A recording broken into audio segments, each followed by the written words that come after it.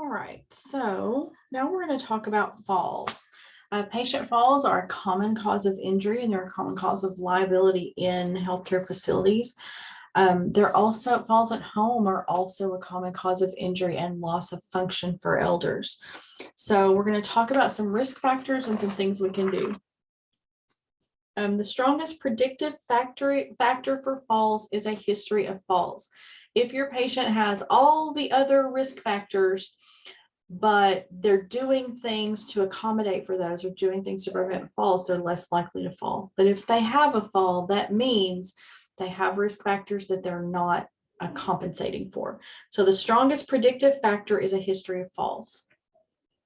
Aging is a fall risk because of age-related changes to sensation and to strength and stability. Sensory deficits, visual deficit, hearing deficit, tactile deficits. Our patients with diabetic neuropathy can't feel their feet, they'll fall.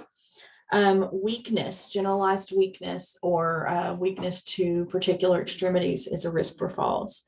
Urinary frequency or incontinence, because people hurry or they have an accident and then slip on the wet floor. Gait and balance problems, all these kind of make sense, right? These are things you assess for already. One thing that we sometimes forget is sedating medications. Medications that may cause orthostatic hypotension. So your patient is on 3 different blood pressure meds that vasodilate, and then they can't sleep, so they take a Tylenol PM, which has diphenhydramine in it. Those things can contribute to falls. Chronic illnesses are a fall risk, especially if they have more than one chronic illness, because they're more likely to have some physiologic instability that leads to a fall. The more risk factors someone has, the more at risk they are for falls. Fall risk assessment, there are some legal requirements for this. Standardized tools are used to assess fall risk on admission. In long-term care, fall risk is assessed on a scheduled basis because client status can change.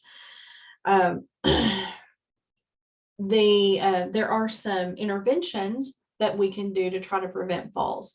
Number one, big, huge, glowing red letter, number one, restraints do not prevent falls. Restraints are more likely to cause an injury than they are to prevent a fall, okay?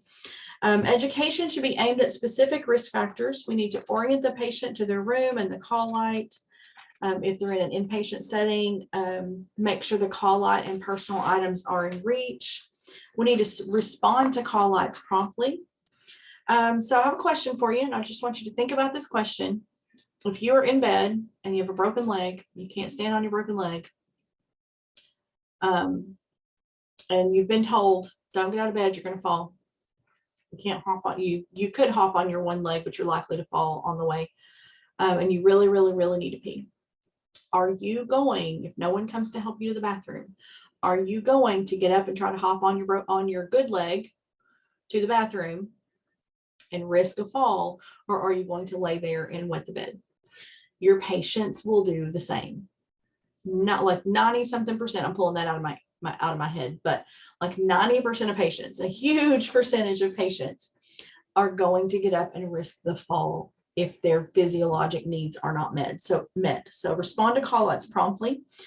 Make sure their things are in reach. Use fall risk alerts. Make sure there's adequate lighting. Minimize clutter. We don't want things they can trip over. Schedule toileting, orientation, and observation rounds for cognitively impaired clients. Schedule toileting rounds for patients that are physically disabled is also going to help prevent falls. Patients that are at risk need to be near the nurse's station. And if you've worked inpatient on a med-surg floor, you laugh at that because you run out of rooms that are near enough to the nurse's station. But it does seem like sometimes the patient who's the highest fall risk and the bed alarm goes off 382 times a day is always in the very farthest room away. So we want to avoid that. Place patients in near rooms if they're fall risk. Beds should be low and locked, with very few exceptions. Full side rails, all 4 side rails are considered a restraint if the client can't lower them. And confused clients, don't stay in bed because the side rails are up. They just climb over the side rails. They don't really stop them. So full side rails, be very cautious. Non-skid footwear and bath mats should be used. So if we've got people getting out of bed, get the socks with the grippy stuff. We want grippy socks. Gait belts and other safety devices can be used as needed when we're helping to ambulate patients. We want to keep the assistive devices like their walker, their cane. We want to keep that close to the client if they can use it safely and independently.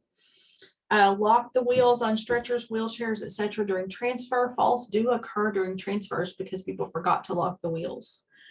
Use chair or bed alarms. Now in long-term care, they're not allowed to use those. And so they try to do some other things to help prevent people from being injured if they fall.